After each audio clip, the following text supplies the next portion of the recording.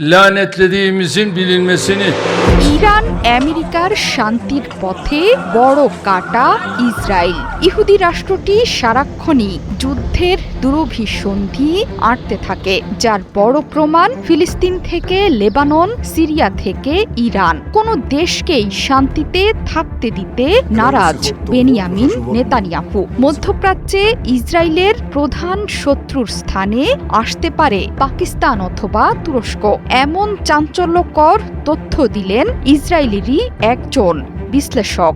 দেশটির দৈনিক মারিভে প্রকাশিত নিবন্ধে এই পূর্বাভাস দিলেন বোয়াজ গোলানি। মধ্যপ্রাচ্যের বর্তমান পরিস্থিতির পরিবর্তনকে বালু চরের পরিবর্তন হিসেবে মনে করছেন এই বিশ্লেষক। তার মতে বর্তমানে যেই আলোচনা হচ্ছে তাতে করে ইসরায়েলের প্রধান শত্রুর আসন ছেড়ে দিতে বাধ্য হবে ইরান। সেই পরিস্থিতিতে শূন্য স্থান দখলে প্রয়োজন নতুন দেশ। ইরানের শূন্যস্থান পূরণে তুরস্ক অথবা পাকিস্তানের নাম প্রস্তাব করেছেন গোলানি। প্রতিযোগিতা এখন পাকিস্তান আর তুরস্কের মধ্যেই সীমাবদ্ধ।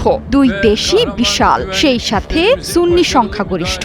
এমনকি দুই দেশেরই আছে শক্তিশালী সামরিক শক্তি। এই দেশ দুটোর আছে বিশাল সেনাবাহিনী। শুধু তাই নয়, আশ্চর্যজনক বিষয় হলো ইসরায়েলের প্রধান মিত্র মার্কিন যুক্তরাষ্ট্রের সাথে দুই দেশেরই সুসম্পর্ক।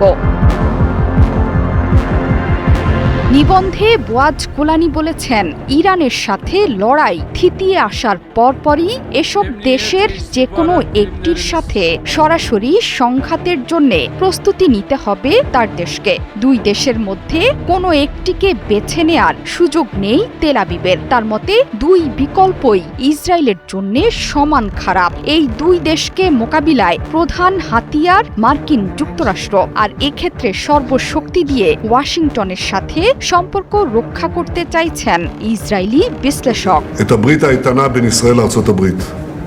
গাজা যুদ্ধ এবং সিরিয়ায় প্রভাব বিস্তার নিয়ে এক সপ্তাহ ধরে তুরস্ক এবং ইসরায়েলি নেতাদের মধ্যে চলছে তীব্র বাকযুদ্ধ। শুধু তাই নয়, বর্তমানে গ্রিস এবং সাইপ্রাসের সাথে সম্পর্ক ঘনিষ্ঠ করায় তুরস্কের ওপর ক্ষুব্ধ নেতানিয়াহু। বিশ্লেষকরা বলছেন, নতুন এই প্রতিদ্বন্দ্বিতা মূলত সিরিয়াকে কেন্দ্র করে গড়ে উঠতে পারে। অন্যদিকে বর্তমানে ইরান এবং আমেরিকা যুদ্ধ নিরসনে মধ্যস্থতা করছে পাকিস্তান। তবে ইসলামাবাদের ইসরায়েল বিরোধী মনোভাব দীর্ঘদিনের। গত সপ্তাহে দেশের প্রতিরক্ষা মন্ত্রী খাজা আসিফ এক্সে দেয়া পোস্টে ইসরায়েলকে শয়তান এবং মানবতার জন্য অভিশাপ হিসেবে চিহ্নিত করেছিলেন, যদিও পরে সেই পোস্ট সরিয়ে নিয়েছিলেন পাকিস্তানের এই মন্ত্রী। জোহরা চৌধুরী সেতু, ৭১।